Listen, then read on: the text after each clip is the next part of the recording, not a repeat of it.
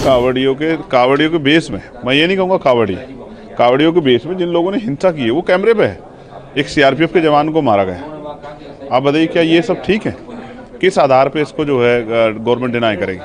तो ये सवाल है, इसका सवाल का जवाब सरकार को देना चाहिए। कि मेजरली मैं फिर कह रहा हूँ, वो अपनी डिमांड स्वयं बता सकते हैं, लेकिन कुछ ऐसे विषय हैं जिन पे अपोजिशन चाहता है कि प्राइम मिनिस्टर आके जवाब दे। ये उनकी डिमांड, पहलगाम, ऑपरेशन सिंदूर, ये उनकी डिमांड्स हैं। ट्रंप को क्या अधिकार है सीज फायर पे इस तरह की स्टेटमेंट देने का? क्या हमारा देश कमजोर है क्या? हमारे प्राइम मिनिस्टर कमजोर है क्या? नहीं, ये सही नहीं है। हमारा देश मजबूत है। तो ऐसे कैसे जो उन्होंने कह दिया कि 5-6 जेट जो है वो गिर गए थे? क्या किस तरह की बातें कर रहा है अमेरिका? हमारी सरकार को स्ट्रांग एक्शन लेना चाहिए, प्रधानमंत्री को स्टैंड लेना चाहिए। नमो बुद्धाय, जय भीम साथियों।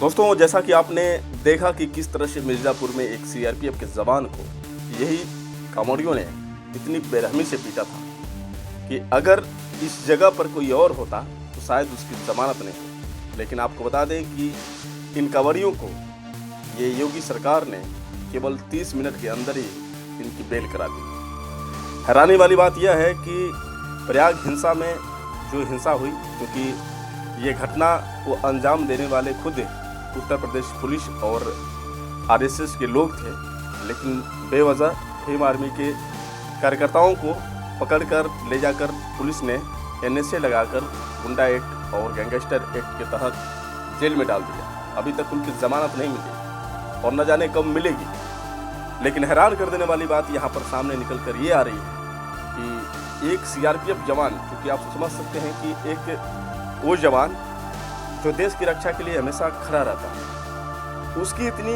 बेरहमी से पिटाई की जाती है। इसके बावजूद भी पुलिस वालों ने केवल 30 मिनट के अंदर में बेल कर दिया। यानी ये कह सकते हैं कि पूरा जो छूट है कहीं ना कहीं योगी सरकार द्वारा इन कांवड़ियों को मिली है और इसीलिए इतनी गुंडागर्दी देखने को मिल रही है। अगर सरकार पुलिस चाहती तो शायद ये कांवड़िया इतनी गुंडागर्दी नहीं करते। लेकिन आपको बता दें कि जिस तरह से माहौल बना हुआ है और इससे कहीं ना कहीं देश में एक तरफा समर्थन देखने को मिल रहा है। वही इस मुद्दे को लेकर भीम आर्मी चीफ चंद्रशेखर आज़ाद ने योगी पर जमकर निशाना साधा। जरा आप भी सुनिए कि किस तरह से चंद्रशेखर आज़ाद ने योगी सरकार पर निशाना साधा। कोई आतंकवादी नहीं बता रहा है, ना बता सकता है। जिसकी जिस धर्म में धार्मिक आस्था है उसके आयोजन में उसको शामिल होना चाहिए। लेकिन विषय ये है जिसमें मैंने भी सवाल खड़ा किया है कि भाई गवर्नमेंट की पॉलिसी सबके लिए होनी चाहिए, उसको सबका ध्यान रखना चाहिए।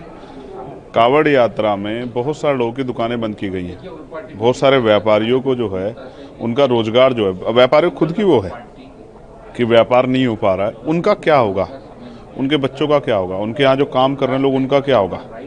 तो ये नहीं होना चाहिए। जिस तरह से रोड पूरे ब्लॉक हो गए हैं, किसी को इमरजेंसी अगर कहीं जाना हो, आप ही को जाना हो, मुझे जाना, किसी और को भी जाना हो, किसी पार्टी का आदमी हो, अपने माँ को, अपने परिवार के व्यक्ति डॉक्टर का जाना, क्या करेगा?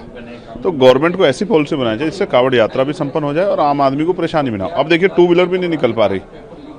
तो कई जगह कावड़ियों के बेस में, मैं ये नहीं कहूँगा कावड़ियों के बेस में जिन लोगों ने हिंसा की है वो कैमरे पे है।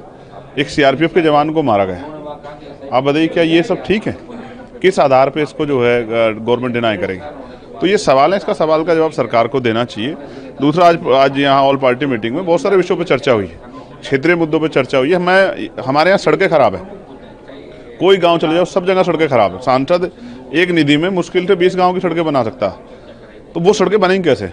हमारे यहाँ उत्तर प्रदेश में राज्य सरकार भारतीय जनता पार्टी की है, तो वो सरकार को क्यों निर्देशित नहीं करती कि वो सड़कें बनाएं? और स्कूल बंद कर रहे हैं, शराब की दुकान, नशे की दुकान खोल रहे हैं, 27,000 स्कूल बंद करें, बच्चे कहाँ जाएंगे? 3 किलोमीटर 4 किलोमीटर बच्चों को भेज रहे हैं। ये तो जो है आरटी, जो राइट टू एजुकेशन पार्लियामेंट ने बनाया था, ये तो उसके खिलाफ जो है काम हो रहा है। इंडिया अलायंस में है नहीं और आम आदमी पार्टी ने इंडिया अलायंस को बाय बाय कह दिया है। क्या आपको लगता है कि भारत गठबंधन इंडिया अलायंस को अलग पड़ रहा है? ये उनका विषय है, मैं उस अलायंस का हिस्सा नहीं हूँ, मैं इस अलायंस का हिस्सा हूँ। मैं अपनी पार्टी का इंडिविजुअल मेंबर हूँ, आज़ाद समाज पार्टी, और तमाम जो है हकवंचित समाज के लोगों की आवाज़ उठाता हूँ। उन्होंने क्यों बाय बाय का, क्या उनके विषय, तो वो बेहतर जानते हैं। वो तो पहले से भी आपस में एक दूसरे के खिलाफ लड़े हैं, स्टेट का जो चुनाव लड़े हैं, हरियाणा का चुनाव लड़े हैं, तो इसमें मैं क्या कह सकता हूँ? मैं तो आपको जनरल इशूज़ पे कह रहा हूँ। हमारे रेलवे की समस्या है, हम जो लेटर लिखते हैं उनका जवाब नहीं आ रहा है। तो मैंने बहुत सारे विषयों पर बात की है कि सरकार का जवाब, SC/ST पे एट्रोसिटी हो रही, चर्चा नहीं हो रही, स्कॉलरशिप नहीं मिल रही, उस पर चर्चा नहीं हो रही। तो मैंने सजेस्ट किया कि इन पर चर्चा कराई जाए। अपोजिशन की डिमांड क्या थी मेजरली? देखिए, मेजरली मैं फिर कह रहा हूँ, वो अपनी डिमांड स्वयं बता सकते हैं, लेकिन कुछ ऐसे विषय हैं जिन पे अपोजिशन चाहता है कि प्राइम मिनिस्टर आके जवाब दे। ये उनकी डिमांड, पहलगाम, ऑपरेशन सिंदूर, ये उनकी डिमांड्स हैं। लेकिन मैं ये कह रहा हूँ कि देश के अंदर जो है बुनियादी, ट्रंप को क्या अधिकार है सीज फायर पे इस तरह की स्टेटमेंट देने का? क्या हमारा देश कमजोर है क्या? हमारे प्राइम मिनिस्टर कमजोर है क्या? नहीं, ये सही नहीं है। हमारा देश मजबूत है। तो ऐसे कैसे जो उन्होंने कह दिया कि 5-6 जेट जो है वो गिर गए थे? क्या किस तरह की बातें कर रहा है अमेरिका के प्रेसिडेंट जो है? हमारी सरकार को स्ट्रांग एक्शन लेना चाहिए, प्रधानमंत्री को स्टैंड लेना चाहिए। देश उनके साथ खड़ा है, आतंकवाद के मुद्दे पर देश उनके साथ खड़ा है, उनको स्टैंड लेना चाहिए। इस तरह की भाषा का कभी भारत में कमजोर नहीं था।